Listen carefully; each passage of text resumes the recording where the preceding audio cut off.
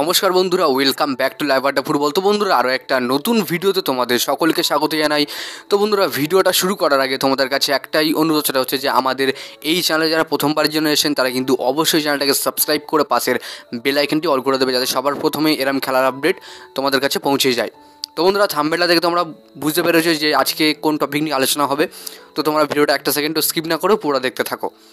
তো বন্ধুরা, এই মুহূর্তে সবথেকে বড় যে আপডেটগুলো শোনা যাচ্ছে, তোমরা প্রায় দু তিন দিন ধরে ইউটিউব, ফেসবুক সব জায়গা থেকেই শুনছো যে দিমিত্রি পেত্রাতসকে কিন্তু মোহনবাগান ছেড়ে দেবে, অর্থাৎ দিমিত্রির সাথে কিন্তু কন্ট্রাক্ট তারা আর করবে না এবং দিমিত্রিকে কিন্তু মোহনবাগান রিলিজ করে দেবে, এমন টাইপের খবর বেরিয়ে আসছে। তবে অনেকেই দুশ্চিন্তার মধ্যে ছিলেন, অনেকেই কিন্তু ভাবছিলে যে দিমিত্রি হয়তো মোহনবাগান ছেড়ে দেবে বা মোহনবাগান তিনি লিভ করে যাবেন। তো আমি তোমাদেরকে একদম জেনুইন খবর আজকে দিচ্ছি, এবং খবরটা পেতে হলে কিন্তু এরম খবর পেতে হলে কিন্তু চ্যানেলটাকে সাবস্ক্রাইব করে রাখতে হবে।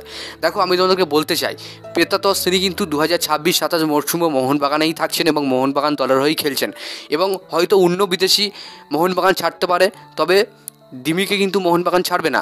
তবে এই সম্প্রতির সাথে আরেকটা খবর পাওয়া যাচ্ছে যে টম অ্যালডারকে মোহনবাগান ছেড়ে দিতে পারে, এমন খবর বেরিয়ে যাচ্ছে। টম অ্যালডারের জায়গায় কিন্তু অন্য বিদেশিকে তারা সই করাতে পারে, এমনটা খবর বেরিয়ে আসছে। তো এই খবরটার এখনও তো সত্যতা জানা যায়নি যে টম অ্যালডারকে মোহনবাগান ছেড়ে দেবে, এমনটা খবর বেরিয়ে আসেনি, জাস্ট এটা রিউমার, তাই তোমাদের সঙ্গে শেয়ার করলাম। কিন্তু যে খবরটা বললাম তোমাদেরকে, দিমি মোহনবাগান ছেড়ে কিন্তু কোথাও যাচ্ছেন না। পরবর্তী আপডেটটা তোমাদের দেবো জেসন কামিন্সকে নিয়ে। দেখো, জেসন কামিন্সকে নিয়ে একটা খবর বেরিয়ে যাচ্ছে যে জেসন কামিন্সও মোহনবাগান দল ছেড়ে দিতে পারে বা মোহনবাগান তাকে ছেড়ে দিতে পারে, এমনটা অনেক বিভ্রান্তযুক্ত খবর কিন্তু তোমরা প্রায় ইউটিউব এবং ফেসবুকে পেয়ে থাকো। দেখো, জেসন কামিন্সও কিন্তু 2026-27 এবং তার পরের বারও হয়তো কন্ট্রাক্ট এক্সটেনশন করে নিতে পারে মোহনবাগান এই প্লেয়ারের সঙ্গে। তবে মোহনবাগান ছাড়ার কোনো প্রশ্ন এই মুহূর্তে উঠছে না, যতটুকু আমার কাছে খবর আছে। তোমরা কিন্তু নিশ্চিন্তে থাকো, যদি লিভ করে বা মোহনবাগান ছাড়তেই চাই বা ছাড়ার খবর আসে, তাহলে কিন্তু আমি তোমাদেরকে প্রায় 5-6 দিন আগে ভিডিও করে জানিয়ে দেবো, এবং আমি কিন্তু প্রত্যেকবারের মতন জানিয়েই দিই তোমাদের, যারা কিন্তু আমার চ্যানেলটাকে ফলো করো।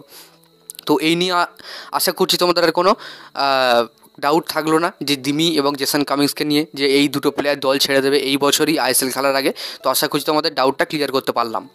পরের আপডেটটা তোমাদের দেবো গ্রেগ স্টুয়ার্টকে নিয়ে। দেখো বন্ধুরা, গ্রেগ স্টুয়ার্টের পরিবর্তন কিন্তু খুবই প্রয়োজন বর্তমানে মোহনবাগান মাঝমাঠে, এবং এই যে ডিসিশানটা নিচ্ছে মোহনবাগান ম্যানেজমেন্ট বা মোহনবাগান ভবিষ্যতে নিতে পারে, যে এই যে ডিলটা মোহনবাগান করতে পারে বা যে সাইনিংটা নতুন বছরে তারা করতে পারে উইন্টারে, সেই সাইনিংটা কিন্তু এখনও পর্যন্ত পুরোপুরি ধামাচাপা দিয়ে রেখেছে মোহনবাগান ম্যানেজমেন্ট। এটা কিন্তু গোপনে কথাবার্তা চালাচ্ছে মোহনবাগান ম্যানেজমেন্ট, যেটা কিন্তু স্কটল্যান্ড হতে পারে কিংবা অস্ট্রেলিয়া হতে পারে। দেখো, অনেকে বলবে যে অস্ট্রেলিয়ার প্লেয়ার আর না নেওয়াই ভালো, অনেকে বলবে ম্যাকলারেনকে বাদ দিয়ে দেওয়া ভালো। দেখো, ম্যাকলারেনের ক্লাস অনেক ভালো প্লেয়ার এবং তার ক্লাসও খুব ভালো। তো সেক্ষেত্রে যতটুকু খবর শোনা যাচ্ছে যে মোহনবাগান এটা কিন্তু একেবারে চুপিসারেই করতে চাই, অর্থাৎ ডিলটা হওয়ার দু সপ্তাহ আগে থেকে কিন্তু খবর হয়তো লিক হতে পারে, কিন্তু এখন একদমই পসিবল হচ্ছে না খবর জানা।